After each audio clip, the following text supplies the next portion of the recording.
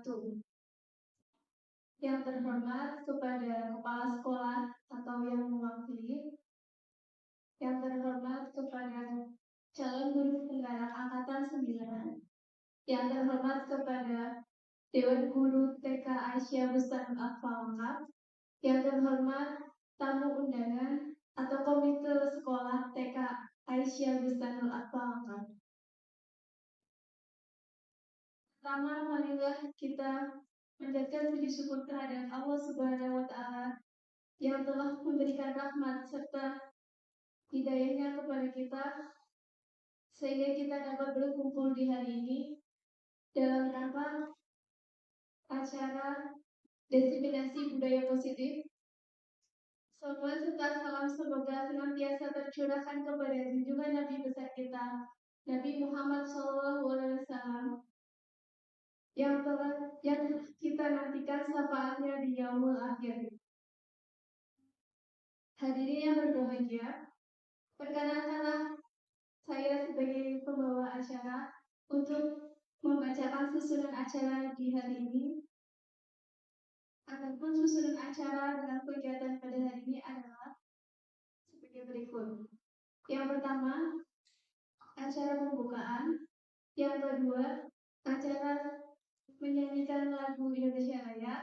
Yang ketiga, acara sambutan kepala sekolah TK Aisyah Bustanul Atfal Lengkap atau yang mewakilinya. Yang keempat, acara inti. Dan yang kelima adalah penutup. Acara yang pertama adalah pembukaan. Marilah kita buka acara pada hari ini dengan bacaan basmalah bersama-sama. Terima kasih, semoga acara ini dapat berjalan dengan lancar. Amin. Acara selanjutnya adalah menyanyikan lagu Indonesia Raya yang akan dipimpin oleh Ibu Siti Muhusson. Kepadanya, kami persilakan.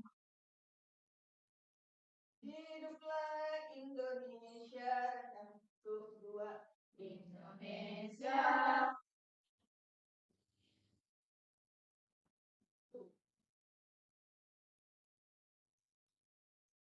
Bersama berdiri.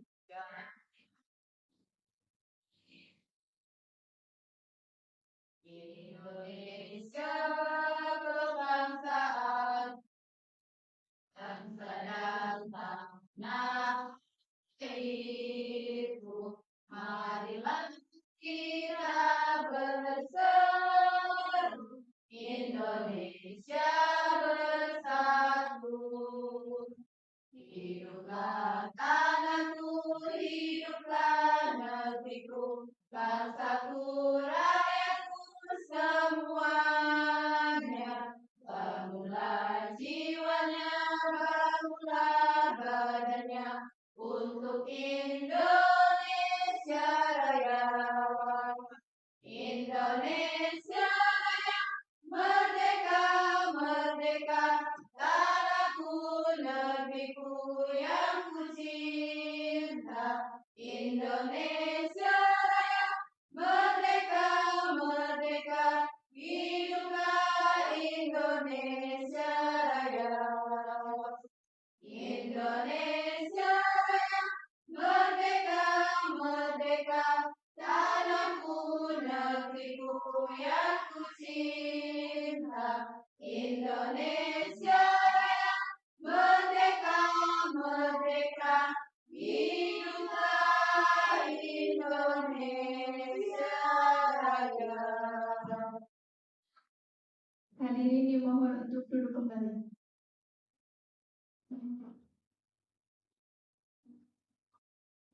Acara selanjutnya yaitu sambutan untuk Kepala Sekolah TK Aisyah Bustanul Atfal Lengkap atau yang mewakilinya. Kepadanya kami persilakan.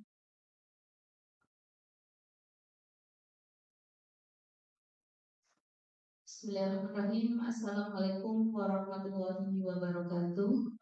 Yang kami hormati calon guru penggerak yang ada di TK Aisyah Bustanul Atfal Lengkap Angkatan 9. Yang saya hormati pula Dewan Guru dan komite sekolah yang alhamdulillah berkenan hadir pada kesempatan hari ini. Bismillahirrahmanirrahim. Asyhadu an la ilaha illallah wa asyhadu anna Muhammadan abduhu wa rasuluh. Amma ba'du. Pertama-tama mari kita panjatkan puji syukur kehadirat Allah Subhanahu wa taala yang telah memberikan kepada kita limpahan rahmat dan juga nikmat. Dan yang paling utama adalah nikmat untuk kita sekalian, yaitu nikmat panjang umur dan juga nikmat sehat. Sehingga kita sekalian hari ini bisa berkumpul dalam keadaan sehat walafiat. Salawat dan salam tak lupa kita aturkan kepada Nabiullah Nabi Muhammad SAW yang mana telah mengangkat umatnya dari zaman jahiliyah menjadi zaman yang terang benderang dan penuh kemenangan, dan kita sekalian sebagai umatnya alhamdulillah bisa ikut menikmati. Semoga kita semua termasuk umat Nabi Muhammad SAW yang kelak akan mendapatkan syafaat di hari perhitungan. Amin ya rabbal alamin. Baiklah, saya di sini mewakili Kepala Sekolah TK Islam Bustanul Atfal Langkap.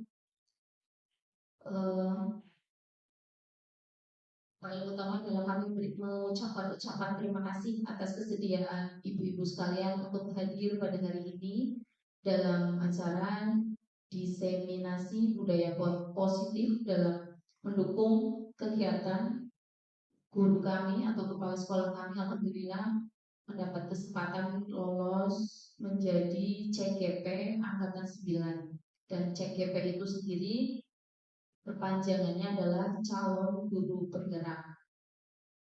Semoga kami guru-guru yang lain yang memang belum lolos atau memang belum maju mengikuti pendaftaran di kemudian hari mendapat kesempatan yang sama.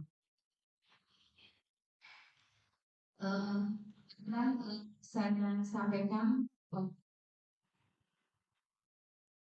belajar itu tidak mengenal usia ibu-ibu sekalian. Jadi walaupun kami sudah menyandang atau memiliki jabatan atau di belakang kami sudah ada embel-embel, tapi tidak menjadikan kami berhenti untuk belajar. Sebagaimana untuk kegiatan atau untuk CGP ini, saya pribadi melihat Ibu Asi tetap mengolah atau mengembangkan cara untuk kemajuan dan pembelajaran di TK agar bisa mengikuti zaman, bisa mengikuti perkembangan. Insya Allah apapun itu akan bisa bermanfaat. Jadi kami juga mohon dukungan dari ibu-ibu sekalian untuk kelancaran kegiatan dari Ibu Kurniasi dalam mengikuti CGP angkatan 9 ini. Semoga dipermudahkan prosesnya sampai selesai dengan hasil yang baik. Insya Allah apa yang beliau dapatkan nanti sedikit banyak, bahkan mungkin insya Allah yang banyak manfaat untuk Bu Kurniasi pribadi, untuk kami juga sebagai guru-guru, dan terutama untuk kemajuan sekolah dan perkembangan ke arah yang lebih baik untuk anak didik kami TK Aisyah Bustanul Atfal.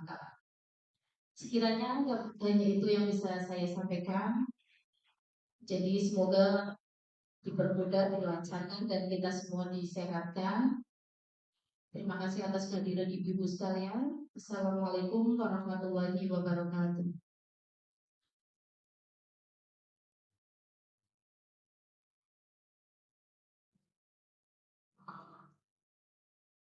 Terima kasih kepada Ibu Melanu Farhadani yang telah menyampaikan sambutannya.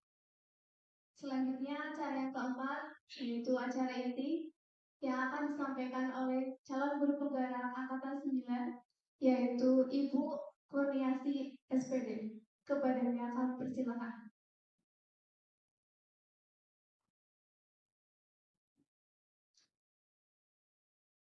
Assalamualaikum warahmatullahi wabarakatuh. Pertama-tama, marilah kita kita panjatkan puja dan puji syukur kepada Allah Subhanahu wa taala yang telah melimpahkan kepada kita nikmat iman, nikmat Islam, dan nikmat kesehatan ya. Alhamdulillah kita pagi hari ini kita bisa berkumpul dalam acara diseminasi budaya positif. Dan tak lupa kita curahkan juga salawat dan salam kepada junjungan kita Nabi besar Muhammad SAW yang telah membawa kita dari zaman kegelapan menuju zaman yang terang benderang. Dan semoga kelak kita semua mendapatkan syafaat dari beliau. Amin ya rabbal alamin. Yang saya hormati kepada Dewan Guru TK Aisyah Mustafa Melaka, yang saya hormati ibu-ibu komite dari TK Aisyah Mustafa Melaka yang sudah hadir di sini. Terima kasih atas kehadirannya. Saya Kurniasih mengikuti CGP calon guru penggerak angkatan 9. Saya sudah mendaftar di angkatan 7 tapi tidak ada kuota untuk kepala sekolah, jadi saya tidak bisa untuk angkatan 7. Lalu saya mencoba untuk angkatan 9. Pas dibuka ternyata di angkatan 9 saya bisa masuk, bisa mendaftar. Dari situ saya mencoba untuk mendaftar karena saya melihat di situ banyak sekali kesempatan kita itu untuk mencari ilmu itu ya, karena banyak sekali saya melihat di situ banyak sekali ilmu yang belum saya dapatkan di pendidikan yang lainnya. Kali ini ada pengetahuan baru tentang kurikulum merdeka. Kurikulum merdeka itu baru ya, baru saat ini. Jadi di situ banyak sekali pengetahuan yang belum saya dapatkan sehingga saya termotivasi untuk mengikutinya. Dan pada waktu angkatan 9 saya alhamdulillah lolos ya, karena di situ saya mengikuti seleksi pertama dan kedua, alhamdulillah kedua lolos sehingga saya bisa mengikuti pendidikan guru penggerak. Saya masuk di angkatan 9, padahal saya lulus angkatan 8 tapi saya mengikuti pendidikannya di angkatan 9. Dan ibu-ibu di sini saya mengadakan diseminasi budaya positif, yaitu sebagai salah satu tugas kami sebagai CGP di modul 1.4 ini. Kami harus mengadakan diseminasi. Apa itu diseminasi? Diseminasi itu yaitu menyampaikan informasi pengetahuan atau penyelidikan tentang pendidikan kepada halayak orang yang ada di sekolah, termasuk guru, kepala sekolah, komite sekolah, semua yang ada di sekolah. Jadi kami diberikan tugas untuk menginformasikan kepada seluruh warga sekolah apa itu budaya positif, supaya nanti setelah saya menginformasikan warga sekolah itu ikut berpartisipasi, berkolaborasi, kita bergerak menciptakan budaya positif. Ada yang tahu apa itu budaya positif? Kira-kira siapa yang bisa menjawab apa itu budaya positif? Budaya itu sendiri apa? Budaya itu biasanya kita artikan suatu kebiasaan. Berarti budaya positif itu berarti apa? Kebiasaan yang baik, betul. Budaya positif adalah kebiasaan yang baik. Untuk menciptakan lingkungan positif agar terbentuk suatu budaya positif adalah suatu proses perjalanan pendidikan yang harus kita jalani, karena ini merupakan tanggung jawab kita sebagai seorang pendidik ataupun sebagai orang tua, sebagai seorang pemimpin pembelajaran suatu lingkungan yang memberikan murid kesempatan dan kebebasan untuk berproses belajar, membuat kesalahan, belajar lagi sehingga mampu menerima dan menyerap suatu pembelajaran. Perlu diingat, selama seseorang merasakan tekanan-tekanan dari lingkungannya, maka proses pembelajaran akan sulit terjadi. Dan salah satu tanggung jawab kita sebagai pendidik adalah menghilangkan atau mencabut gangguan-gangguan yang menghalangi proses pengembangan potensi murid. Guru itu sebagai diibaratkan menurut Ki Hajar Dewantara itu sebagai petani dan murid itu sebagai padinya. Kita itu mendidik anak seperti itu ya, sebagai petani. Kita sebagai petani harus bisa merawatnya.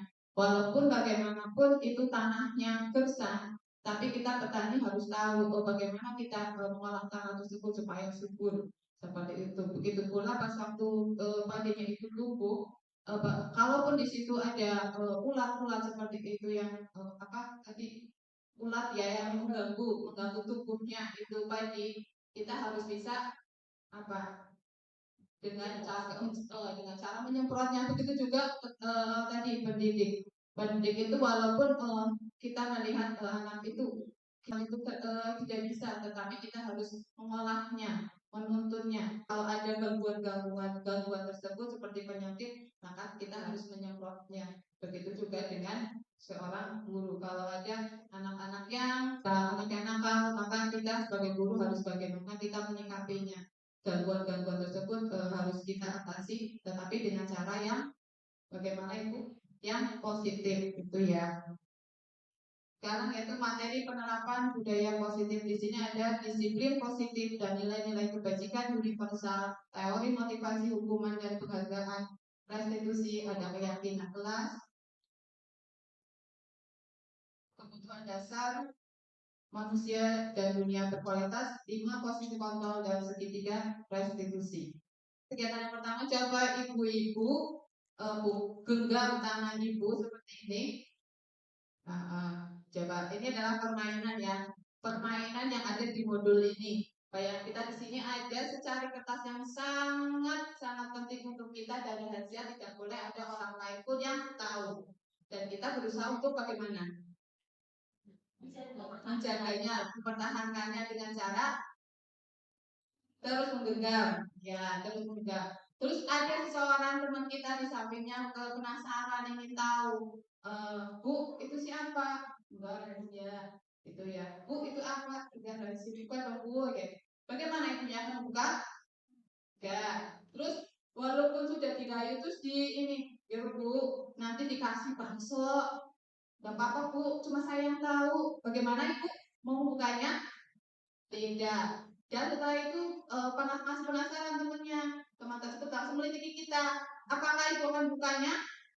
Tidak. Begitu juga dengan kita. Kita itu memegang kendali kita. Kita yang mengendalikan diri kita, bukan orang lain. Kita sebagai orang tua ataupun sebagai guru, kita yang mengendalikan diri kita. Itulah kami di situ belajar ya tentang teori-teori kontrol. Di situ kita mengontrol bagaimana kita mengontrol diri kita. Ya, yang mengontrol diri kita itu adalah kita sendiri, bukan orang lain. Jadi kalau dengan dikontrol orang lain, berarti dengan belum punya pendirian seperti itu ya, kontrol diri yang baik. Sekarang ada perubahan paradigma. Ilusi guru mengontrol murid. Ya tadi itu yang tadi kontrol murid itu adalah hanya sebuah ilusi. Ini adalah miskonsepsi, yaitu pemikiran yang keliru seperti itu ya, bahwa guru bisa mengontrol murid, padahal yang mengontrol murid itu siapa? Murid itu sendiri. Yang mengontrol kita adalah kita sendiri, bukan guru ataupun orang lain. Jadi murid itu yang mengontrol murid itu sendiri. Terus ilusi bahwa kritik dan membuat orang merasa bersalah dapat menguatkan. Gara-gara kamu itu tadi temannya nangis, gitu ya. Itu kan kata-kata merasa anak itu bersalah ya. Itu bahwa menguatkan karakter. Ilusi bahwa kata-kata itu dapat menguatkan karakter, padahal tidak ya. Padahal kata-kata itu hanya sebuah ilusi, berarti miskonsepsi, pemikiran yang keliru seperti itu. Terus ilusi bahwa semua penguatan positif efektif dan bermanfaat. Ya, semua penguatan positif ada bisa efektif dan bermanfaat, tapi ada di sisi lain juga tidak efektif. Contohnya ada anak yang sedang tadi melakukan kegiatan dan dia mengerjakannya sudah dengan baik, kita memberikan penguatan, dia hebat, itu baik ya, itu efektif dan bermanfaat. Itu di sisi yang seperti itu. Tapi di sisi yang lain, untuk yang lainnya bagaimana? Anak-anak yang lainnya mungkin masih ada yang aku tahu di BKY ya praktik ya seperti itu ya. Jadi mungkin ada sisi baiknya, ada sisi buruknya. Jadi tidak semua penguatan positif itu efektif dan bermanfaat. Dan ilusi bahwa orang dewasa memiliki hak untuk memaksa anak-anak dipaksa untuk melakukan sesuatu. Seperti kadang kita memaksa anak-anak untuk menyelesaikan tugasnya secara dengan baik, dengan benar, dengan sesuai dengan apa yang diperintahkan guru. Padahal tidak boleh ya, karena di situ kita diajarkan bahwa anak itu yang mengontrol dirinya sendiri, bukan kita, dan kita tidak boleh memaksa anak untuk melakukan sesuai dengan kehendak kita, seperti itu. Dan di sini ada sebuah gambar. Di sini ada gambar berapa macam gambar Ibu? Nah, udah gambar kecil, pemandangan ya. Pemandangan ada rumah, ada tumbuhan, ada laut, ada gunung, ada ya, ada perumahan, karang rumah, ada rumah yang rusak. Coba, kira-kira yang Ibu ingat itu gambar apa? Rumah, karangan, apa lagi? Apa? Ya, terus yang menurut Ibu paling bagus itu, paling menarik itu gambar apa? Pemandangan, terus rumah, terus apa ini? Rumah ini apa lagi? Ya, iya. Ini kan di sini berada seperti itu, Bu. Maksudnya kita bisa tadi melihat suatu banyak gambar, tapi kita tidak boleh memaksakan anak untuk menentukan, kita yang menentukan, tapi mereka yang menentukan sendiri apa yang kita inginkan. Berarti dia yang mengontrol dirinya sendiri, bukan kita. Ya, dia yang mengontrol dirinya, bukan kita. Kita hanya mengarahkan, menuntun seperti itu. Dan kita tidak boleh memaksa kehendak kita. Kita mau kamu gambar ini, tidak. Karena minatnya dia mau gambar apa, seperti itu ya. Siapa tahu ada yang melihat gambar tadi rumah yang rusak itu, mereka tertarik. Ada yang menurut kita itu tidak orang seperti ya, nggak bagus, tapi mereka ada keinginan tertarik. Karena apa? Karena dia merasa aku tapi gambar itu kan, mau gambar rumah yang itu yang rusak itu, tapi saya perbaiki menjadi bagus. Apakah ibu pernah terlewat nanti akan bertanya, kok rumah itu dikayaki sih? Akan bertanya seperti itu. Kenapa tadi yang digambar itu rumahnya rusak, sekarang kok kamu menggambarnya bagus? Harusnya tahu, menanyakan alasan kenapa kamu membuat seperti ini. Nanti dia akan memberikan alasan-alasan seperti itu. Ya Bu, saya melihat gambar itu tadi rusak banget ya Bu. Aku nggak suka, aku kepengen rumah yang bagus. Aku pengen rumah yang bersih. Makanya saya lanjutkan dengan gambar yang bagus. Berarti dia sudah memiliki, dia juga sudah memberikan imajinasi yang bagus, pemikiran yang bagus, dia punya alasan yang emang bagus, tepat. Berarti kita jangan memandang seorang anak itu dengan pemikiran kita. Begitu juga dengan materi ini, yaitu perubahan paradigma. Perubahan paradigma itu dari stimulus respon ke teori kontrol. Kalau stimulus respon itu biasanya pemikiran diri kita. Kalau teori kontrol berarti bukan hanya memikirkan diri kita sendiri, tapi kalau teori kontrol berarti memikirkan diri dan memikirkan orang lain. Kita dari pemikiran stimulus respon belajar untuk ke teori kontrol. Dari tadi itu gambar-gambar tadi kita belajar untuk memahami orang lain dari gambar-gambar tersebut. Kita mencoba untuk menghargai orang lain, menghargai pendapat orang lain. Di sini ada stimulus respon dan teori kontrol. Realitas atau kebutuhan kita sama. Kalau di teori kontrol, realitas atau kebutuhan kita berbeda. Apakah ibu-ibu kebutuhannya sama? Tidak. Seperti itu. Jadi kebutuhan anak apakah sama? Kebutuhan anak juga berbeda. Semua orang melihat hal yang sama. Setiap orang memiliki gambaran berbeda. Seperti gambar yang tadi, panjenengan tadi memilih tidak sama dengan temannya ya, karena pemandangan kita berbeda. Kita mencoba mengubah orang agar berpandangan sama dengan kita. Kita berusaha memahami pandangan orang lain tentang dunia. Tadi kita menanyakan ada anak yang menggambar gambar apa tadi, rumah yang rusak.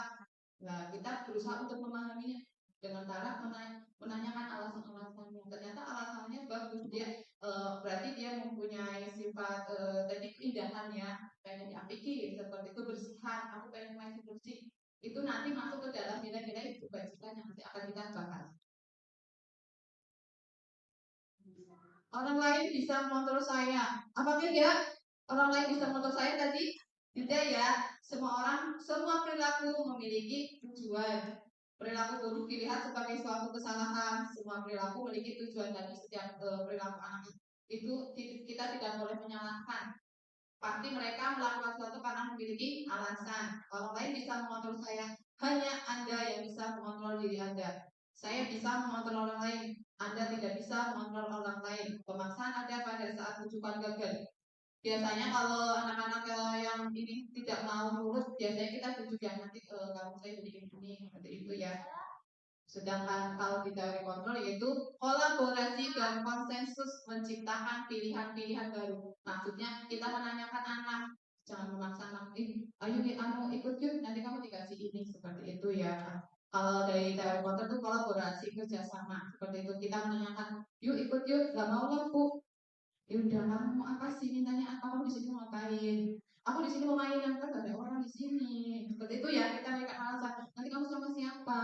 Oh ya, dan di sini nanti di sini gak ada orang, ibunya ke sana. Nanti kamu sendirian. Ada tamu bagaimana? Orang lain di sini bagaimana? Kita berikan penjelasan seperti itu maksudnya. Kolaborasi dan konsensus menciptakan pilihan-pilihan baru. Oh iya, aku kalau aku di rumah nanti aku sendirian, gak ada teman. Udah bu, aku ikut aja lah seperti itu. Berarti kita tidak memaksa ya, kita memberikan pilihan-pilihan seperti itu, memberikan alasan. Aja langsung ngomong, yuk medu, kudu medu, seperti itu.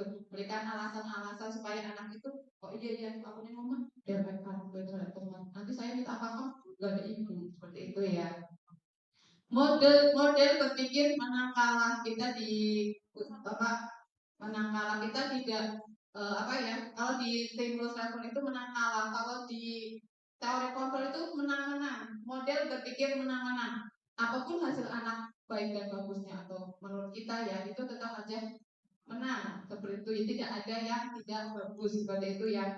Jadi di sini kita berusaha untuk karena tadi kebutuhan anak itu berbeda, pemikiran anak itu berbeda, jadi kita tidak tahu ternyata dia itu menggambar sesuatu itu ada alasannya seperti itu ya. Jadi kita berpikir ke model berpikir menang-menang.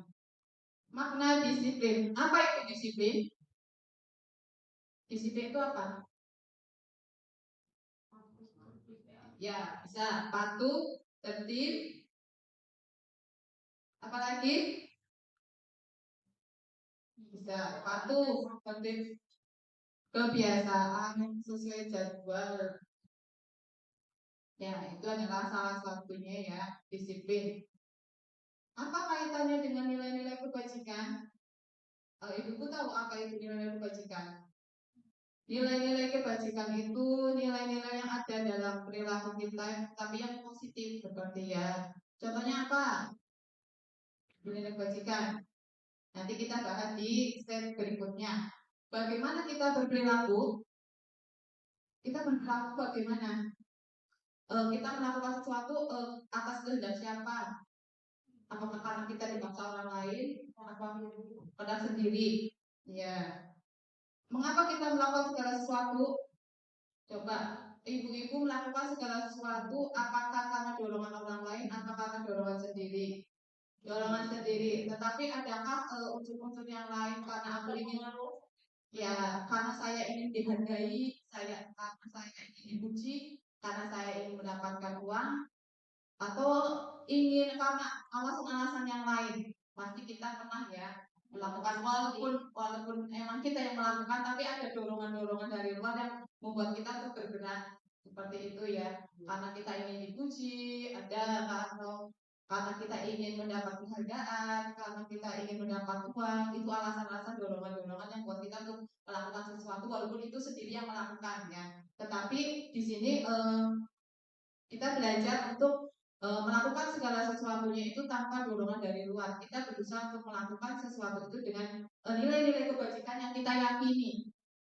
Jadi orang siapa tahu kapanpun kita melakukan segala, tetap konsisten melakukannya karena kita memiliki nilai-nilai kebajikan yang kita yakini. Jadi tidak terpengaruh oleh bujukan, penghargaan, oleh hadiah seperti itu. Terus apa penerapan disiplin di sekolah kita telah efektif? Apakah masih perlu ditinjau kembali? Bagaimana ibu-ibu? Apakah disiplin di sini sudah efektif atau masih belum? Belum. Lebih banyak yang harus apakah kita melakukan sesuatu karena adanya dorongan dari lingkungan atau dari dorongan yang bahas ya sama-sama. Sekarang makna disiplin. Pernahkah Anda melakukan sesuatu untuk mendapat senyuman atau pujian dari orang lain? Nih yang tadi saya tanyakan. Pernah? Pernah. Untuk mendapat hadiah juga? Ya. Manusiawi katanya ya. Atau untuk mendapatkan uang? Ya. 100%. Apalagi kira-kira alasan orang melakukan sesuatu? Apalagi? Cari perhatian. Atau ini untuk menghindari rasa sakit atau ketidaknyamanan. Dia melakukan sesuatunya karena saya dipaksa. Ya, jadi saya melakukannya karena dipaksa, jadi merasakannya tidak nyaman, tetapi karena paksaan. Rasa sakit tersebut sehingga saya menghindari rasa sakit itu ya karena dipaksa, jadi dia melakukannya tidak seperti itu. Itu dorongan tadi, itu dorongan dari luar ya ibu ya. Makna disiplin. Kebanyakan orang menghubungkan kata disiplin dengan kata tertib, teratur, dan kepatuhan pada peraturan. Kata disiplin juga sering dihubungkan dengan hukuman, padahal itu sungguh berbeda. Karena belajar tentang disiplin positif tidak harus dengan memberi hukuman. Justru itu adalah salah satu alternatif terakhir dan bila perlu tidak digunakan sama sekali dalam budaya kita. Makna kata disiplin dimaknai menjadi sesuatu yang dilakukan seseorang pada orang lain untuk mendapatkan kepatuhan. Kita cenderung menghubungkan kata disiplin dengan ketidaknyamanan. Ya, di sini disiplin itu tertib, kata tertib, teratur, kepatuhan dan peraturan, bukan hukuman ya. Jadi berbeda ya.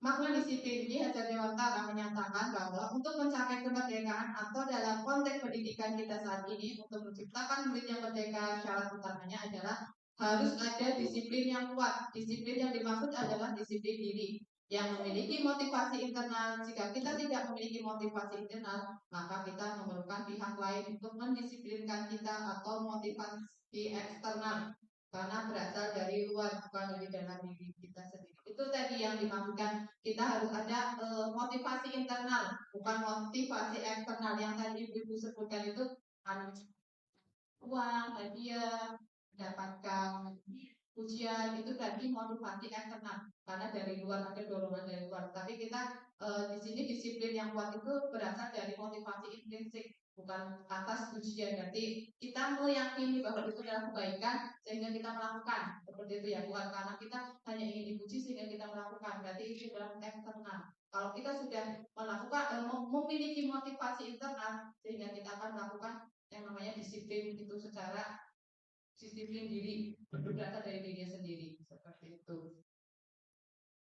Disiplin diri dapat membuat seseorang menjadi potensinya menuju kepada sebuah tujuan mulia, sesuatu yang dihargai dan bermakna. Tadi kita menghargai nilai-nilai kebajikan yang kita yakini sehingga kita mampu melakukan segala sesuatu dengan motivasi yang ada dalam diri kita sehingga kita menjadi orang-orang yang memiliki disiplin diri seperti itu. Dengan kata lain, disiplin diri juga mempelajari bagaimana cara kita mengontrol diri dan bagaimana menguasai diri untuk memilih tindakan yang mengacu pada nilai-nilai yang kita hargai agar tercapai tujuan mulia yang diinginkan.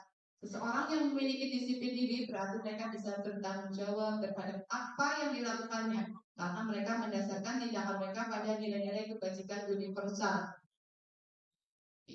Tindakan ini menurut Ki Hajar Dewantara maupun Kiai Berartikan disiplin sebagai bentuk kontrol diri, yaitu belajar untuk kontrol diri agar dapat mencapai suatu tujuan mulia. Tujuan mulia di sini mengacu pada nilai-nilai atau prinsip-prinsip mulia yang dianut seseorang. Kita namakan nilai-nilai tersebut sebagai nilai-nilai kebajikan universal yang berarti nilai-nilai kebajikan yang disepakati bersama lepas dari suku bangsa, agama, bahasa maupun latar belakangnya.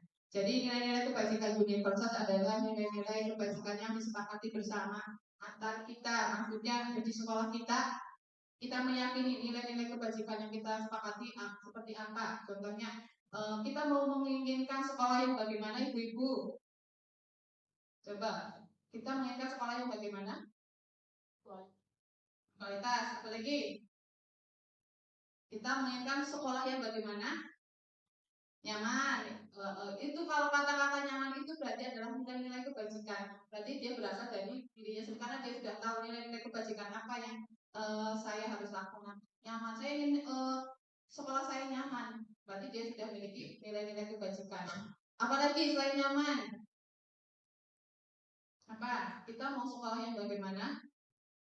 Tertib, ya tertib berarti itu juga termasuk nilai-nilai kebajikan. Di situ di dalamnya kalau nilai-nilai kebajikan itu sedikit tetapi bermakna seperti itu ya, tidak usah panjang. Dan nilai-nilai kebajikan itu bukan sebuah kalimat, itu hanya sedikit tapi bermakna. Tidak boleh memakai kata jangan atau tidak. Tertib itu nyaman. Berarti kita menginginkan sekolah yang tertib. Bagaimana kita supaya sekolah tertib? Kita pasti tahu ya bagaimana caranya. Terus apa lagi? Selain nyaman, tertib, apa lagi? Bersih, betul. Bersih. Bagaimana kita bisa melakukan kebersihan? Coba contohnya apa? Membuang sampah pada tempatnya. Dan itulah nilai-nilai kebajikan yang akan kita capai adalah bersih, sekolah yang bersih, sekolah yang tertib, sekolah yang nyaman. Itu adalah nilai-nilai kebajikan sebagai dasar kita untuk melakukan suatu perilaku perbuatan. Ya, jadi kalau kita sudah meyakini nilai-nilai kebajikan tersebut, apakah tiap hari gurunya harus menasehati anaknya supaya membuang sampah pada tempatnya? Apakah tiap hari kita harus memberikan pengertian kepada wali murid untuk melakukan tata tertib yang ada? Seperti itu ya. Jadi dengan kata-kata nilai-nilai kebajikan tersebut, panjenengan sudah tahu nilai-nilai apa yang harus saya pegang dan saya percaya dan saya laksanakan seperti itu. Jadi tidak harus dengan paksaan dari orang sekolah seperti itu ya. Terus nilai-nilai kebajikan universal tadi yang sudah saya terangkan, yaitu dengan mengaitkan nilai-nilai kebajikan yang diyakini seseorang, maka motivasi intrinsiknya akan terbangun. Setiap perbuatan memiliki tujuan, sehingga menggerakkan motivasi dari dalam untuk dapat mencapai tujuan mulia yang diinginkan. Tadi ingin tertib, ingin nyaman, ingin bersih. Nilai kebajikan yang ingin dicapai oleh setiap anak Indonesia yaitu terdapat pada profil belajar Pancasila. Adakah yang tahu profil belajar Pancasila itu apa? Adakah yang tahu profil belajar Pancasila?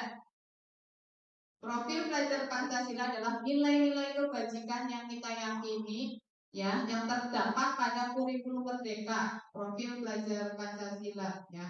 Jadi pada kurikulum merdeka kita memakai nilai-nilai kebajikan yaitu profil belajar Pancasila. Boleh kita nyanyi bersama-sama ya. Profil belajar Pancasila, beriman dan bertakwa pada Tuhan yang Esa dan berakhlak mulia, berkebinekaan global, gotong royong mandiri, kreatif dan bernalar kritis. Lagi. Bil belajar Pancasila, beriman dan takwa pada Tuhan yang Esa dan berakhlak mulia, berkebinekaan global, gotong royong mandiri, kreatif dan bernalar kritis.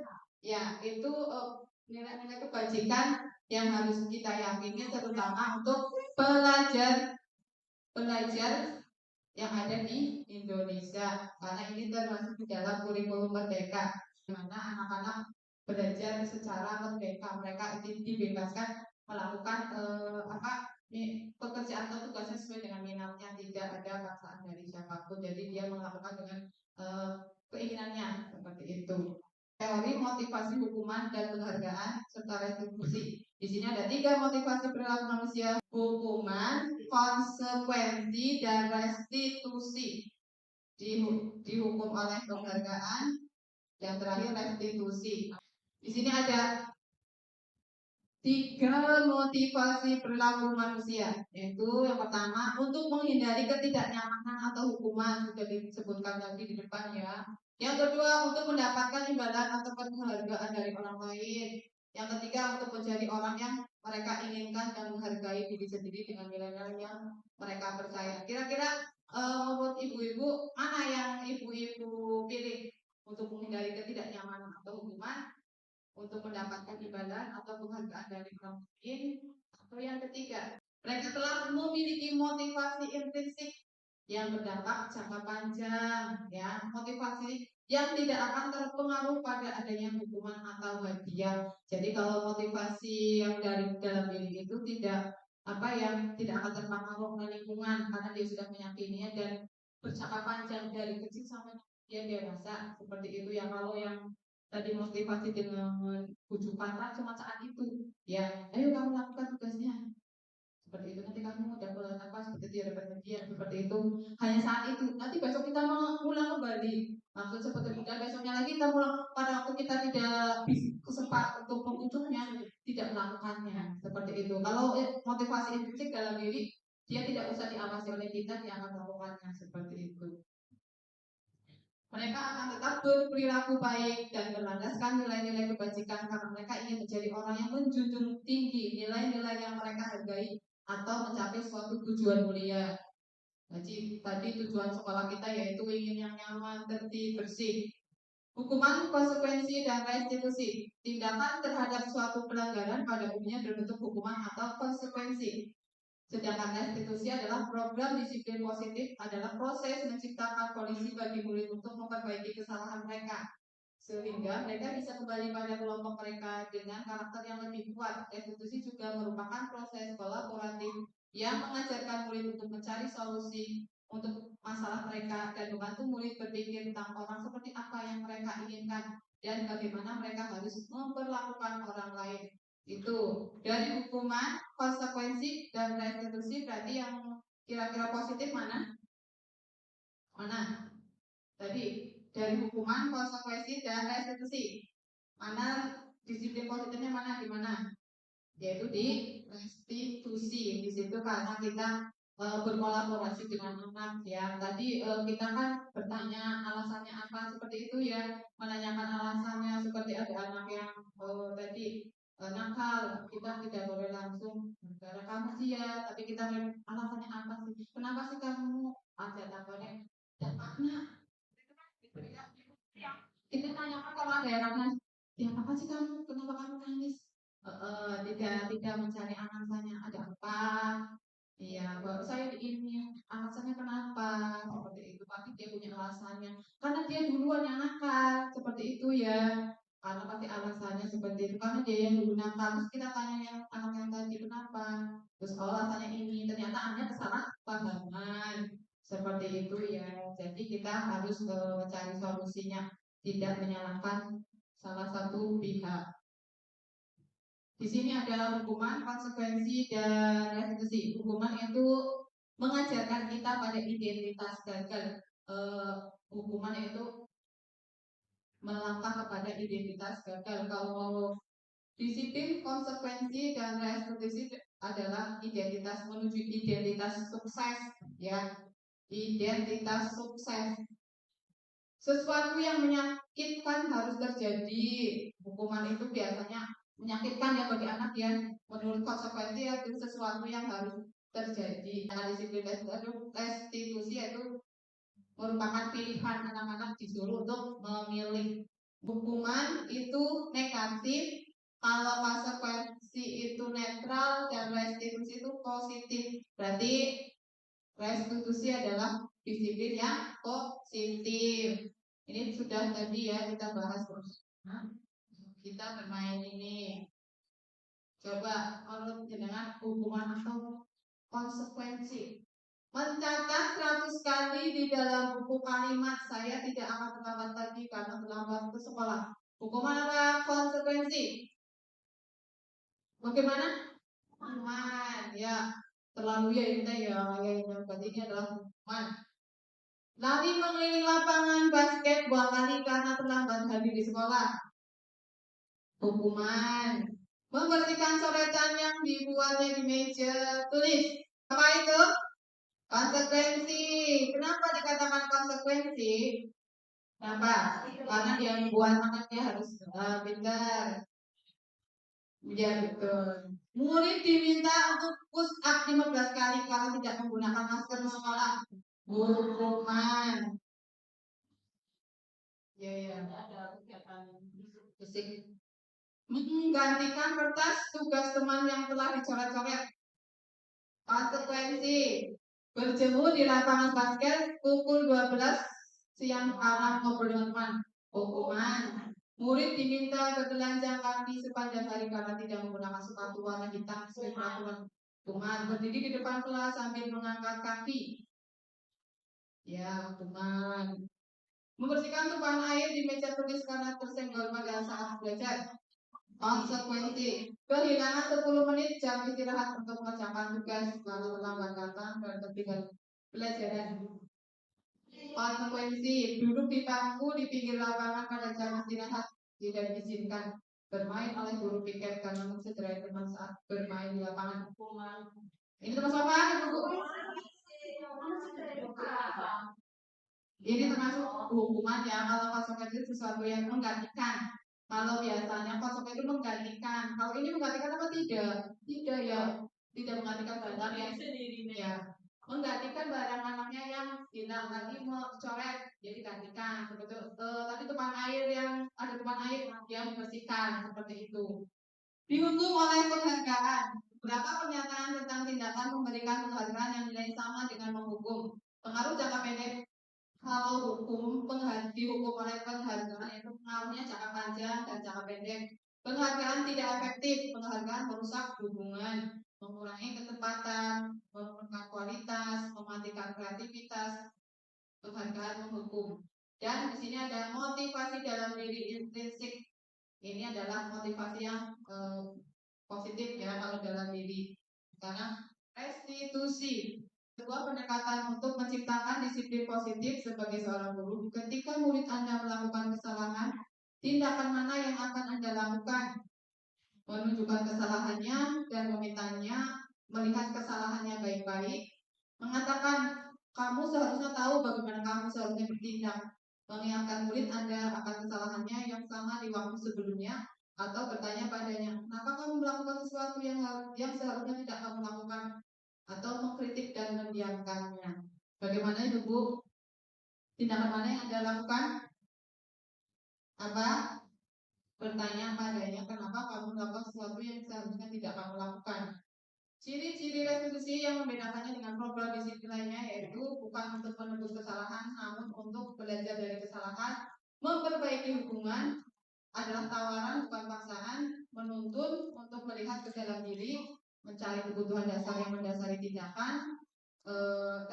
Restitusi diri adalah cara yang paling baik. Terus fokus pada karakter bukan tindakan, menguatkan, fokus pada solusi, mengembalikan murid yang berbuat salah pada kelompoknya. Jadi kita harus mengetahui alasannya. Gak apa-apa kamu melakukan seperti itu. Kamu pasti punya alasan. Apa alasannya? Ternyata dia pasti ada kebutuhan dasar yang belum dia terpenuhi sehingga dia melakukan tindakan seperti itu karena dia ingin mendapatkan kebutuhan dasar tersebut. Itu umpama ada anak yang nakal sama temannya, ternyata dia kurang perhatian dari orang tuanya seperti itu. Jadi dia karena dia melihat anak tersebut sepertinya kayaknya dekat sama orang tuanya, saya iri seperti itu ya. Saya iri sehingga dia jahat sama anak tersebut. Ternyata dia kurang perhatian dari tuanya sehingga mereka butuh perhatian dari orang lain. Gurunya tidak memperhatikan dia. Cuma ya ada anak yang kurang perhatian dari orang tuanya, dia di sekolah dia tidak mendapatkan perhatian dari gurunya sehingga dia itu akan mencari perhatian dari orang lain, dia tidak mendapatkan sehingga dia berangkatnya ke anak nakal seperti itu ya. Jadi itulah kita harus mencari alasannya. Di restitusi ini kita belajar untuk bukan mencari kesalahannya tapi mencari alasan. Dan di sini ada materi keyakinan kelas. Nah, di sini yang sudah saya laksanakan ya keyakinan kelasnya ya. Satu, mengapa keyakinan kelas?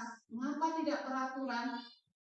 Coba ada yang tahu mengapa di sini disebutnya keyakinan kelas, bukan peraturan kelas? Ada yang tahu? Peraturan itu apa? Sesuatu yang dipatuhi dan yang membuat siapa? Guru. Ya. Itu ya keyakinan peraturan itu sesuatu yang dipatuhi, tata tertib yang harus dipatuhi dan yang membuat adalah guru. Sedangkan keyakinan kelas itu ya kesepakatan bersama. Keyakinan kelas itu adalah sama seperti peraturan, cuma di dalam itu kita mengasih nilai-nilai kebajikan yang disepakati bersama, dibuat bersama anak membuatnya, sehingga anak tahu dia merasa membuat dan dia tahu nilai kebajikan apa yang harus dia lakukan, seperti itu. Jadi bukan kita yang membuat, tapi dia sudah tahu dia yang membuat, kita bersama yang membuat dan dia yang melakukannya. Yang kedua, mengapa adanya keyakinan kelas penting untuk terbentuknya sebuah budaya positif?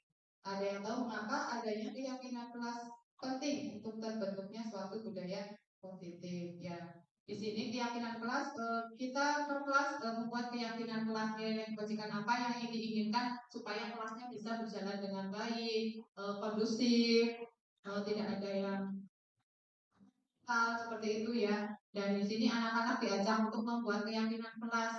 Eh, Kira-kira kelasnya kayak apa? Kemarin saya sudah membuat ya bersama-sama anak-anak ya.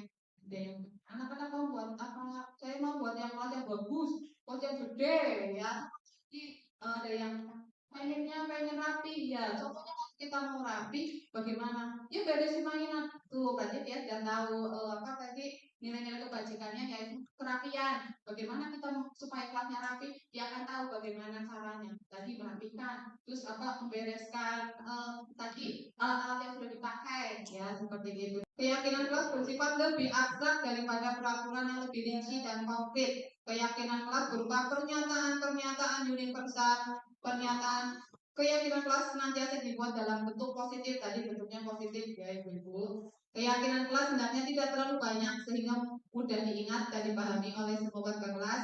Keyakinan kelas sebaiknya sesuatu yang dapat diterapkan di lingkungan tersebut. Semua warga kelas hendaknya ikut berkontribusi dalam pembuatan keyakinan kelas lewat kegiatan curah pendapat. Bersedia meninjau kembali keyakinan kelas dari waktu ke waktu. Ya, di sini kemarin saya sudah membuat keyakinan kelas. Ini contohnya ya keyakinan kelas yang kemarin anak-anak buat. Di sini anak-anak hanya menginginkan kelas yang bagaimana. Nanti saya tulis di situ. Di sini tulis lalu saya tempel. Di sini ada anak-anak yang pengen rapi, ya rapi. Terus bagaimana caranya rapi? Merapikan mainan bu guru. Apalagi beresi bu guru buku kursi seperti itu ya tahu. Terus bersih bu guru bersih. Oh bersih, ya bagus. Apa contohnya? Membuang sampah pada tempatnya bu guru. Itulah salah satunya ya. Itu terus apa lagi? Itu asal nakal hormati ibu guru seperti itu. Berarti apa itu pada saat nilai-nilai kebajikannya jangan pakai jangan ya. Bu guru ganti ya, berarti kita harus saling menghormati ya. Kita saling menghargai atau saling menyayangi. Itu sama ya. Kita boleh memakai kata-kata nilai kebajikan itu yang penting anak-anak tahu isi-isi dari nilai kebajikan itu apa. Seperti itu.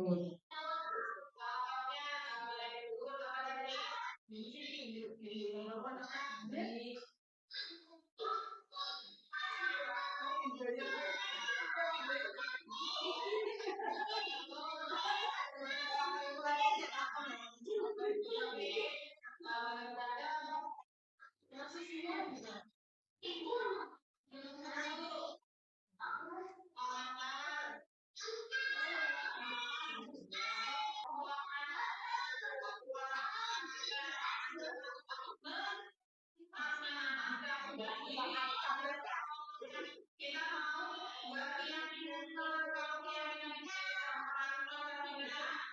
kalau biasanya kalau keyakinan kita yang membuat supaya apa? Supaya membuat peraturan itu ini kita tahu nilai keberakatannya ya supaya nanti kita juga jangan anak-anak menggunakan penulisan di buku untuk yang menuliskannya ya kita butuh dulu dari ini supaya pengen bagaimana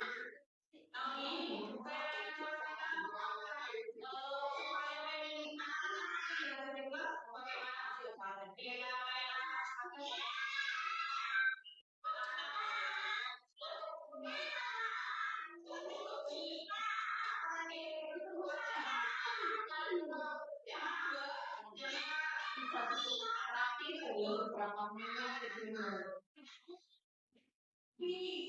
Dan yang bisa dilihat saya silakan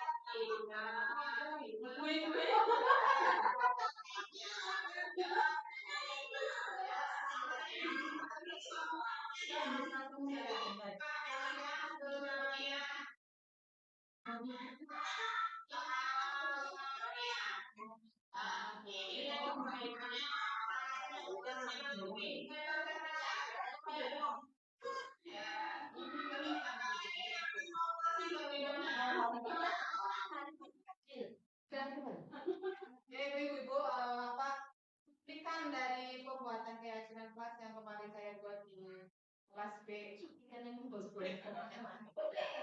Cukup ini ya, tinggal laku anaknya yang cukup ekstra lagi. Dilarang mengganggu orang lain, saling menyayangi bisa, saling menghormati bisa, itu bisa dipakai ya. Hadir di sekolah 15 menit sebelum pembelajaran dimulai. Tuh, bisa. Apalagi? Selain disiplin ada lagi apa lagi? Tanggung jawab. Jawab kita bertanggung jawab ya. Dilarang melakukan kekerasan. Apa? Ya, saling menyayangi bisa, saling menghormati bisa. Itu masuk. Dilarang menggunakan narkoba. Maksudnya apa? Nilai dibandingkannya. Apa? Kesehatan. Bergantian atau menunggu giliran? Tertib. Ya, tertib. Dilarang merokok. Kesehatan. Betul. Gunakan masker. Kesehatan. Berjalan di kelas dan koridor. Berarti orang layu-layu berarti berjalan di kelas. Kita namanya tertib. Betul. Itu. Kalau ini kan biasanya kan kita namanya peraturan ya. Kita peraturan makanya dilarang memakai, dilarang makan di dalam kelas. Tapi kita pakai nilai kebajikan tadi. Menghargai, perhatian, ketertiban, seperti itu. 5 kebutuhan dasar manusia dan dunia berkualitas. Nih, kebutuhan dasar manusia itu ada berapa? Coba ibu hitung. 1, 2, 3, 4, 5. Ada berapa? 5. Di sini sebutkan ada 5 kebutuhan dasar. Yang pertama, bertahan hidup. Yang kedua, sayang dan rasa diterima. Yang ketiga, kebebasan. Yang keempat, kesenangan. Dan yang kelima, penguasaan. Bila salah satu kebutuhan dasar yang anak tidak dipenuhi, maka dia akan mencari kebutuhan dasar itu dengan caranya dia sendiri. Seperti itu tadi yang sudah saya sebutkan ya. Dia kebutuhan dasar dia adalah kurangnya rasa kasih sayang dari orang tuanya, sehingga dia mencari kasih sayang dari orang lain, dari ibunya. Ternyata dia tidak mendapatkan perhatian dari ibunya, sehingga dia ingin diperhatikan ibunya hingga dia nakal. Cari perhatiannya seperti itu. Contoh, ibu guru bilang aku tidak boleh bersenandung sewaktu mengerjakan tugas. Katanya kelas harus tenang, tidak ada suara, agak seru jadinya. Bagaimana itu kebutuhan apa? Bersenandung. Tidak boleh bersenandung. Berarti apa? Iya, itu kan kebutuhan dasar apa berarti? Artinya ini berarti apa? Kita berkesenangan, betul. Kebutuhan dasarnya adalah kesenangan. Ibu guru tidak mengatakan hari ini, padahal aku pakai jepit rambut baru. Ayo, apa? Perhatian. Maksudnya kemana? Tadi maksudnya kemana? Tadi kebutuhan dasarnya yaitu kesenangan, bertahan hidup, kesenangan, bertahan hidup, kasih sayang, Nah sayang ya, kayak diperhatikan ibu gurunya ibu bisa anak sendiri ya.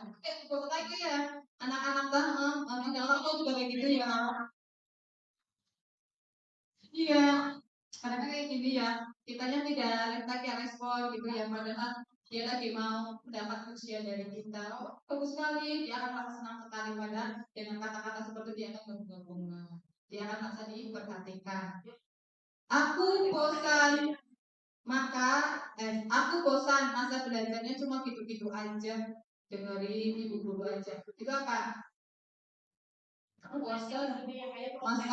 bosan masa belajarnya cuma gitu-gitu aja, dengerin ibu guru aja. Apa? Kebutuhan dasar apa? Kesenangan, kebutuhan bertahan hidup, rasa diterima, terus apa sih ya? Penguasaan, Pak. Ada dulu penguasaan, kasih sayang, kepesan, kesenangan, kebiasaan. Betul. Aku sebel gambarku tidak rapi, malah ibu guru nunjukin ke teman-temanku di depan kelas. Apa itu? Apa? Apa itu? Apa? Buat saya. Terasa diterima. Ya, bisa merasa diterima. Cuma kan kayak ibu guru apapun hasilnya kamu udah hebat gitu kan. Cuma dia tidak mau ditunjukkan karena merasa tidak bagus. Aku merasa bangga dan keren. Apa ini? Penguasaan.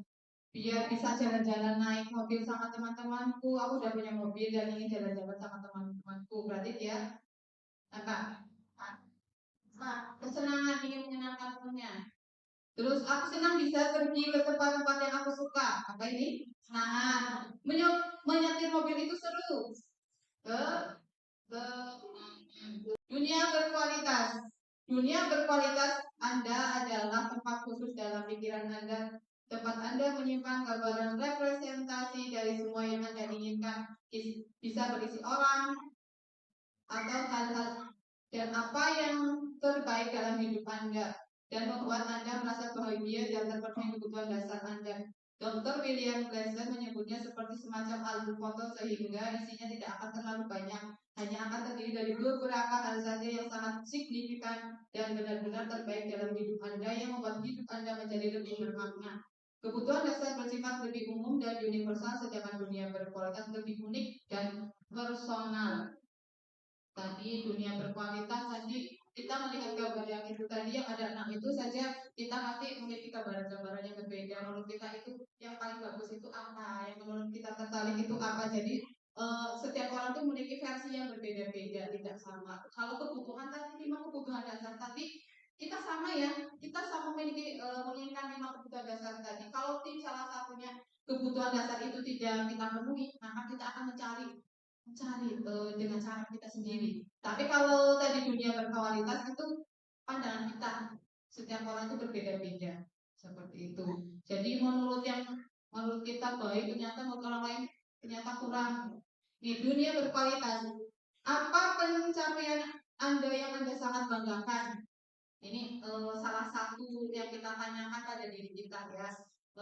Di dalam dunia berkualitas itu nanti kita tanyakan apa pencapaian Anda yang Anda sangat banggakan. Seumpama saya membanggakan apa menjadi apa seperti itu ya.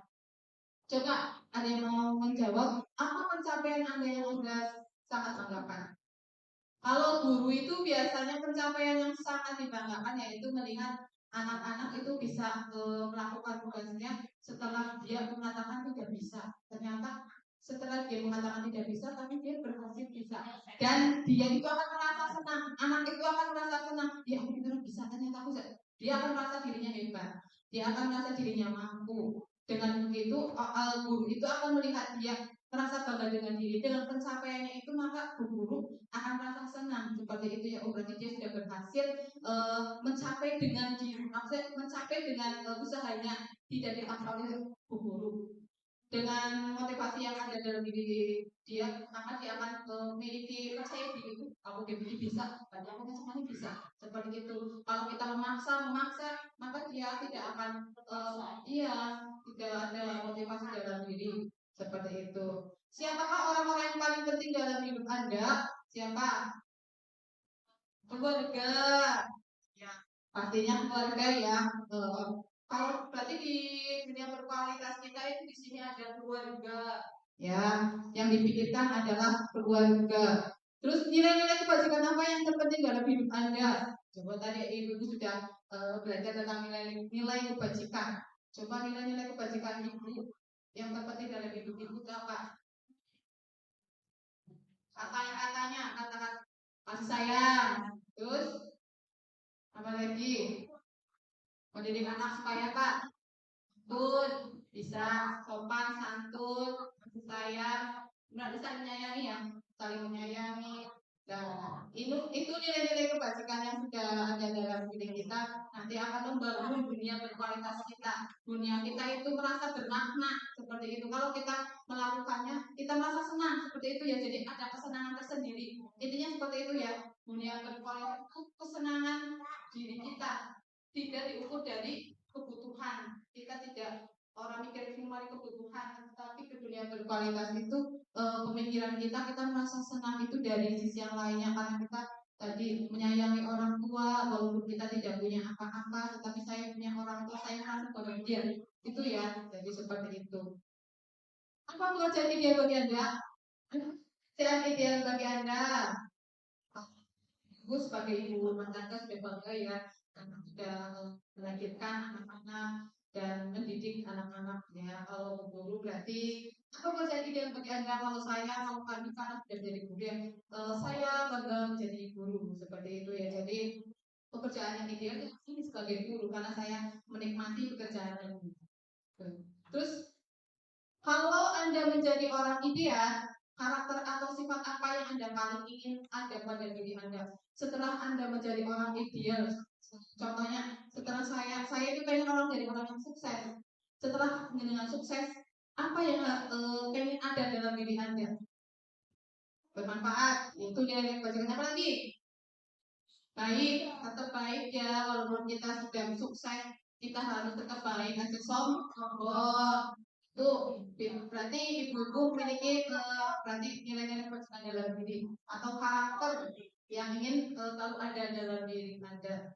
Jadi kita itu tidak akan nilai-nilai kebajikan itu tetap ada dalam diri kita, tidak terpengaruh oleh kesuksesan apapun. Ceritakan bagian perjalanan hidup Anda di mana Anda merasa itulah titik puncak hidup Anda. Apa yang paling bermakna dalam hidup Anda? Coba perjalanan dalam hidup panjenengan yang berada di titik puncak. Siapa? Perasaan apa? Ada yang bisa menjawab? Perjalanan hidup di mana panjenengan merasa berada di titik puncak. Kalau saya itu merasa di titik puncak itu pada saat saya itu menghadapi suatu permasalahan yang sangat sulit sekali, yang saya merasa tidak bisa untuk menyelesaikannya, tetapi dengan rasa positif, dengan optimis, akhirnya saya bisa melewatinya, bisa menyelesaikannya. Jadi itu suatu titik puncak saya mencapai suatu kesuksesan. Pada waktu itu saya merasa di titik yang sangat rendah. Pada waktu keputusasaan mungkin ada di situ ya hilangnya rasa semangat, menyerah seperti itu ya. Jadi itu titik terendah. Pada titik puncaknya saya bisa melewati itu. Ternyata disitulah kebahagiaan seorang. Itulah titik puncak yang kita rasakan sebenarnya ya. Itu saat saya yang penjenengan bisa yang lainnya seperti itu ya. Itu hanya saya. Pada saat itu saya ditanya di modul ini banyak sekali tugas, ini tugas saya ya. Jadi kita menanyakan bagi diri kita sendiri supaya kita menciptakan dunia yang berkualitas, maksudnya dunia berkualitas itu bermakna untuk diri kita, tidak hanya berjalan sekali itu alur baik, tetapi kita tidak menikmatinya seperti itu ya, mengikuti alur tapi kita menikmatinya, jadi tiap hari kita bahagia seperti itu.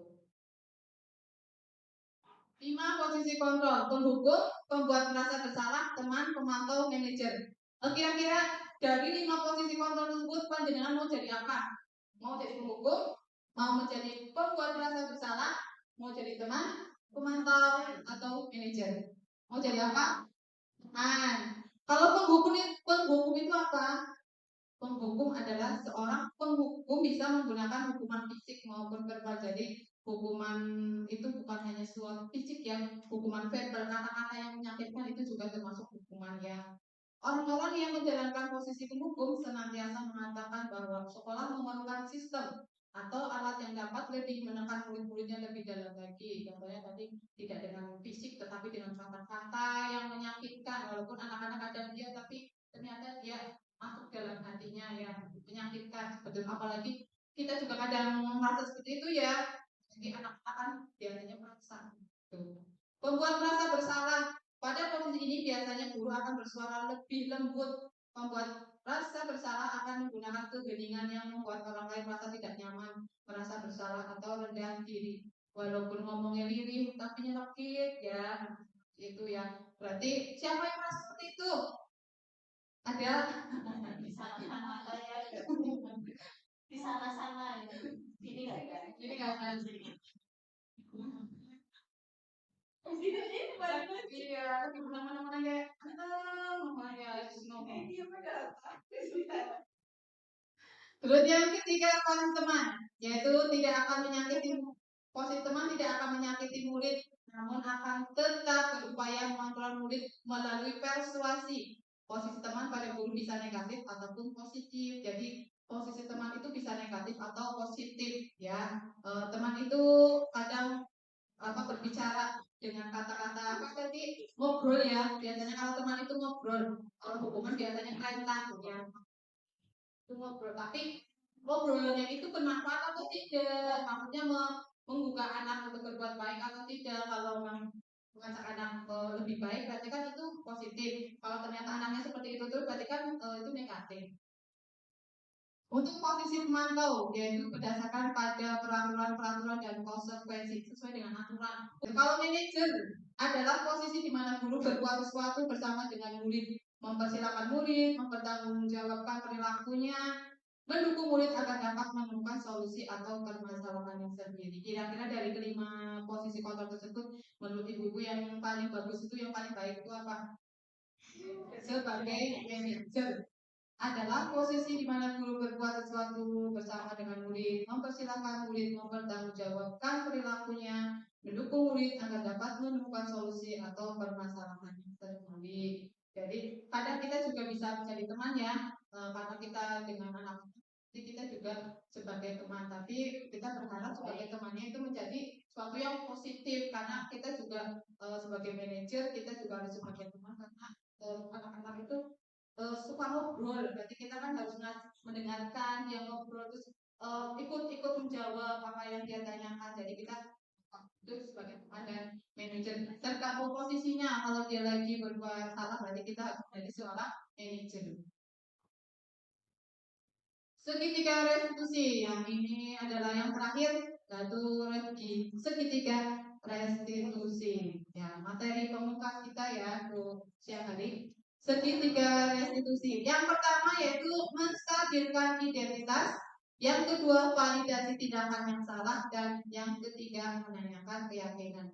Ini adalah cara kita untuk menangani setiap kasus yang ada di anak-anak kita. Ini adalah cara-caranya ini segitiga restitusi, yaitu pertama menstabilkan identitas, yang kedua validasi tindakan yang salah, yang ketiga menanyakan keyakinan.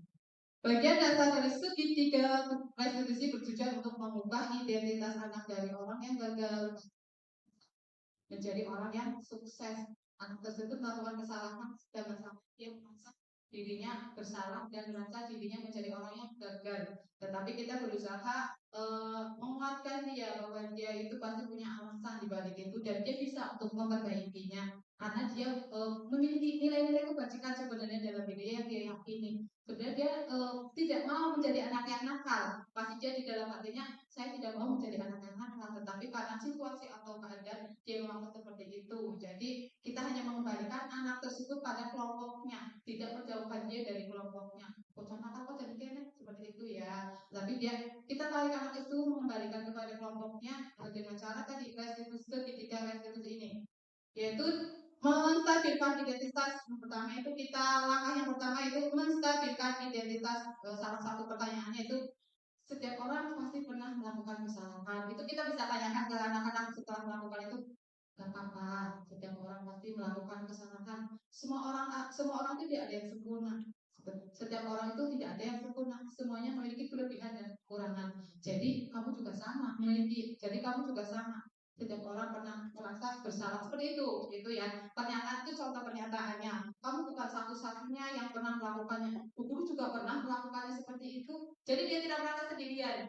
Dia tidak merasa sendirian melakukan perbuatan itu. Dia tidak merasa dirinya bersalah. Tetapi oh ya ternyata semuanya pernah melakukan seperti itu. Jadi bukan hanya saya saja seperti itu. Terus kita ke tahap yang kedua yaitu validasi tindakan yang salah. Kita bisa menanyakan, kamu tentunya punya alasan mengapa kamu melakukan ini. Kita menanyakan alasannya seperti itu. Setelah kita menstabilkan sama kita juga pernah berbuat salah. Kita menanyakan, pasti kamu punya alasannya. Coba guru dengar alasan kamu melakukan itu seperti apa? Apa alasannya? Gitu. Atau apakah ada cara yang lebih efektif untuk mendapatkan yang kamu butuhkan? Contohnya tadi ada anak yang tadi mengambil mainan temennya, rebutan mainan.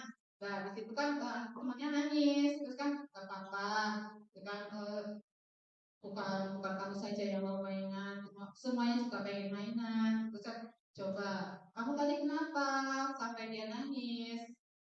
Iya bu tadi rebutan. Pasti kamu ada cara lain selain kamu minta merebut temennya, selain kamu merebut mainan temennya, kamu pasti punya cara yang lainnya. Coba cara yang lainnya kira-kira menurut kamu apa? Saya bisa mengambil mainan yang lainnya seperti itu. Kan anak-anak bisa berpikir sendiri, mencari alasan sendiri. Jadi kita itu berusaha untuk membuat anak itu berpikir kritis, mencari solusi dari setiap permasalahan dia. Jadi dia itu tidak kita tuntun terus, tapi dia berusaha untuk mencari solusi sendiri. Oh iya bu, ibu saya mau mainan yang lainnya aja lah, nggak mau mainan yang ini.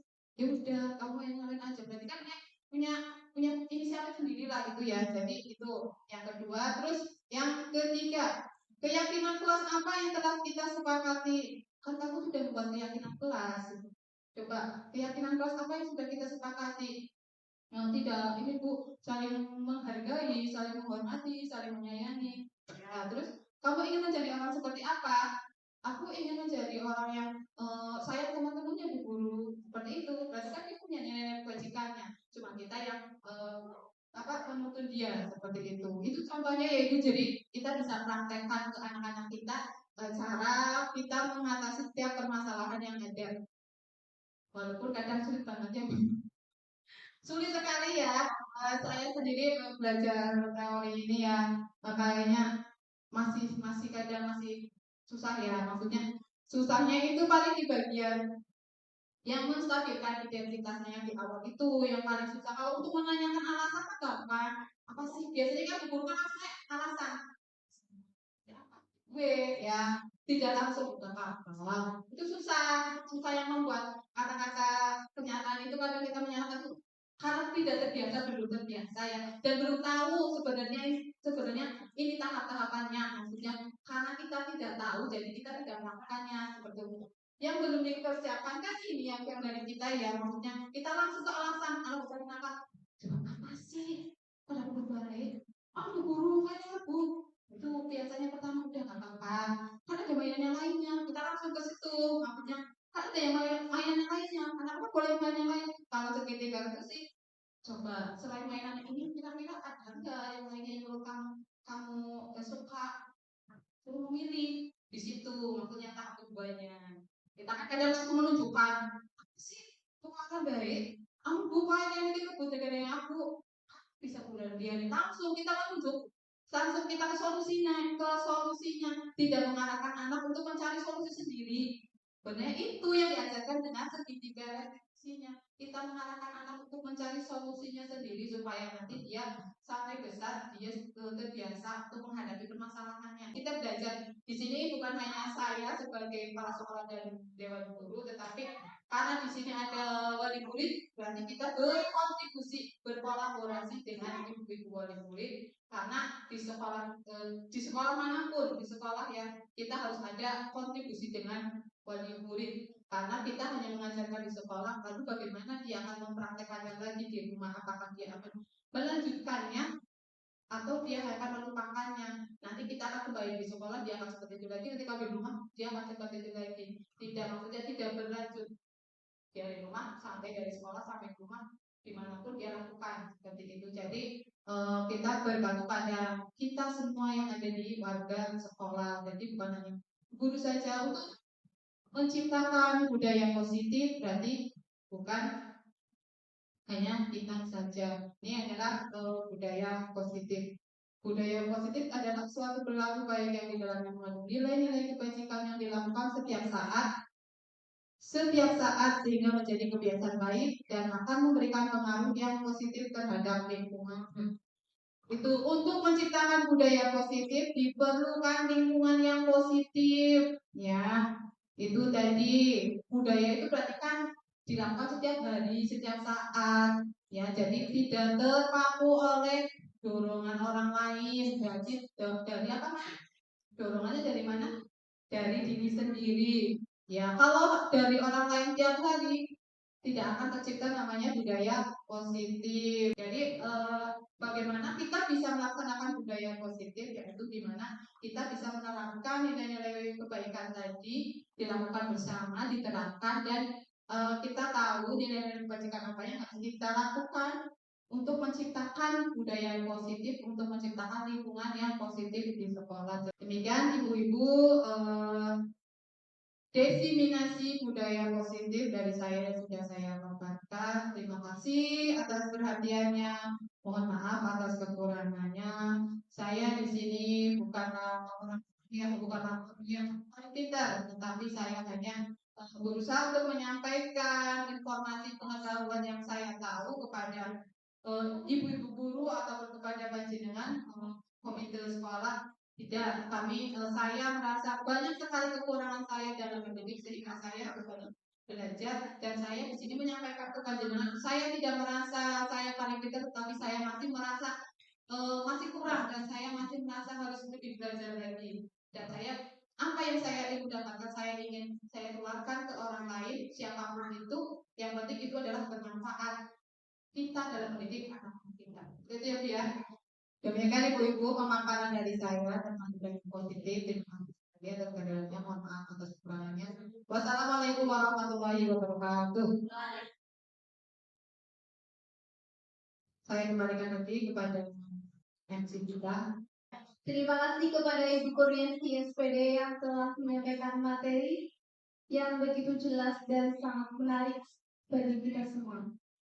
Semoga ilmunya dapat bermanfaat bagi kita semua. Amin. Ibu-ibu yang berbahagia, tibalah di acara yang kita tunggu-tunggu, yaitu acara penutup. Sebelum acara saya tutup, perkenankanlah saya di sini mengucapkan terima kasih atas kehadiran ibu-ibu serta dewan guru dalam acara hari ini. Dan apabila saya dalam membawakan acara terdapat kesalahan, saya mohon maaf yang sebesar-besarnya.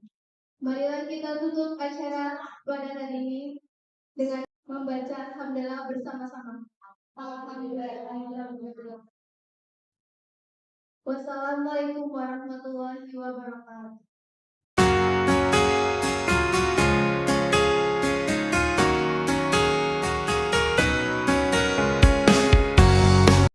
Assalamualaikum warahmatullahi wabarakatuh.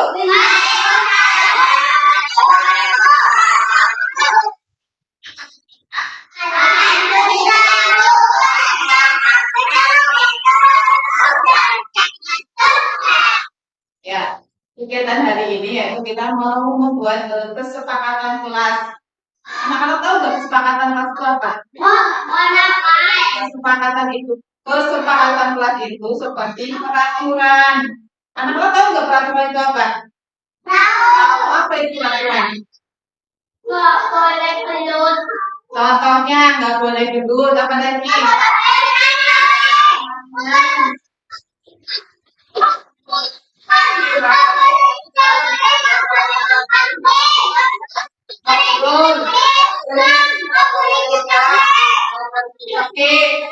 boleh berantem.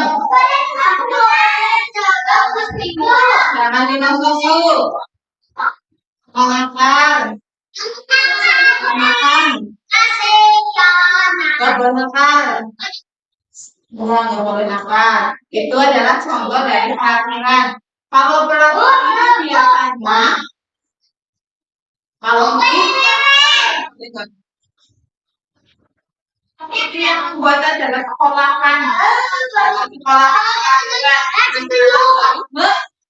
Laksanakan peraturan di sekolah. Kita mau buat keyakinan kelas. Kalau keyakinan itu sama peraturan Safira. Kalau biasanya peraturan itu kalau keyakinan kita yang membuat, anak-anak yang membuat. Supaya apa? Supaya anak-anak merasa membuat peraturan tersebut. Nanti kalau peraturannya yang buat sendiri kita sudah tahu kebaikan, nilai kebaikannya, ya, supaya nanti bisa dikerjakan. Siapa yang mau buat keyakinan kelas? Siapa yang mau buat keyakinan kelas? Siapa? Semuanya nanti buat keyakinan kelas ya. Satu nanti guru yang nulis karena anak-anak belum lancar menulis, nanti guru bantu untuk yang menuliskannya ya. Sekarang guru bagi dulu dari Fahel. Syafir. Mana Syafir? Firza. Nanti guru yang nulis ya. Firza. Ini Sa. Miko. Kami. Nabila. Firza, Syafira, Zahra, Punca, Meka, Naomi, Fran, Lela, Gita, Ahad, Ikri, ada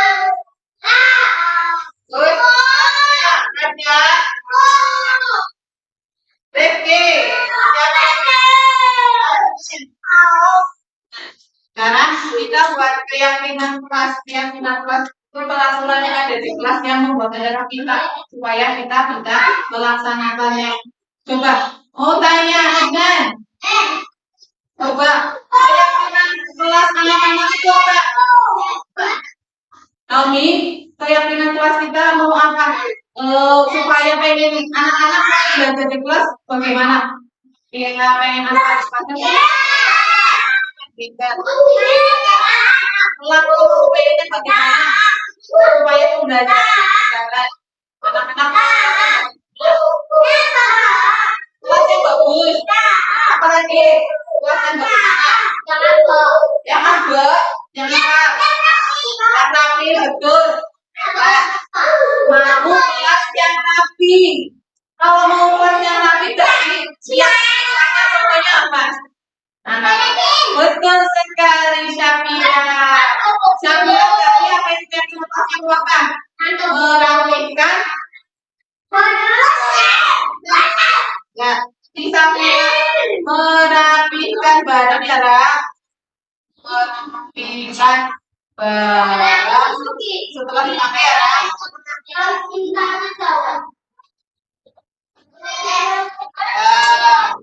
Merapikan barang apa lagi?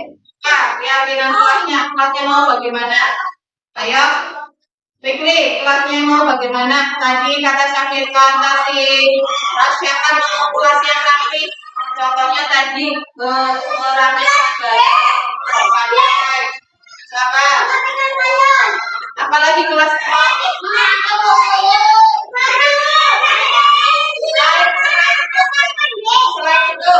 selain itu anak-anak mau kelasnya bagaimana?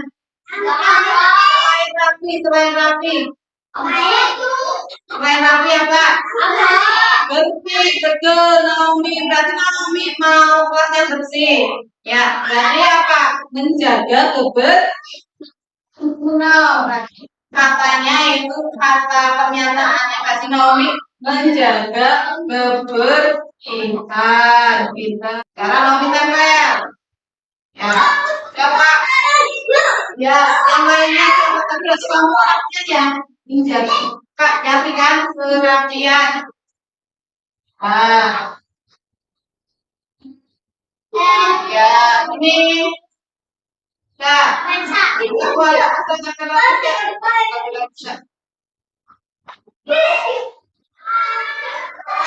Kata kerapian. Nilai kebaikannya Tasya mau kelasnya rapi. Tempelkan Tasya. Ya. Terus apa lagi yang kita mau kelasnya bagaimana?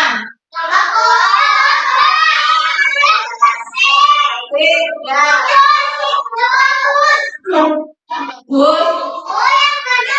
Bagus tadi bagaimana? Kalau yang bagus kata-katanya.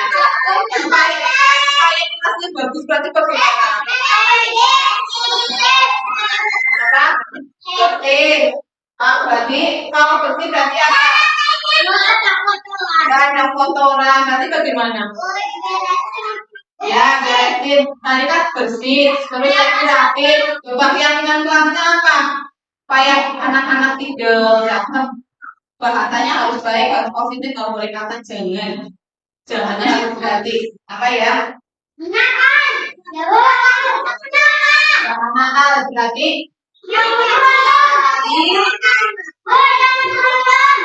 Ya, berpengaruh. Berarti apa?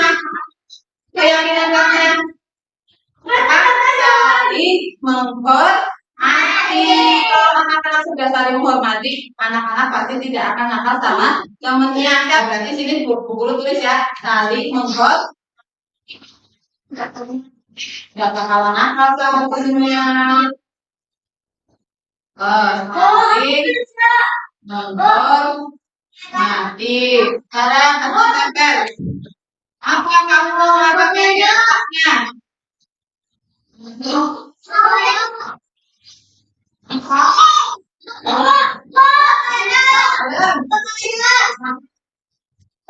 Ya. Udah kalau udah mau apa? Tadi apa? Keyakinan kelasnya mau apa? Nggak boleh berantem. Oh sama berarti kayaknya ya. Saling menghormati atau saling menyayangi. Ganti berarti ya ucap saling menyayangi. Anak-anak saling menyayangi.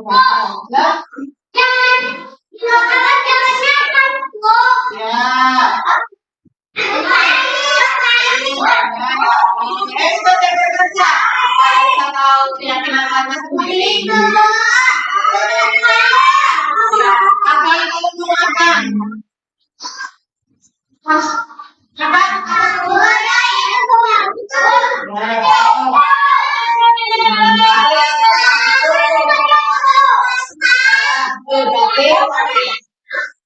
Ya.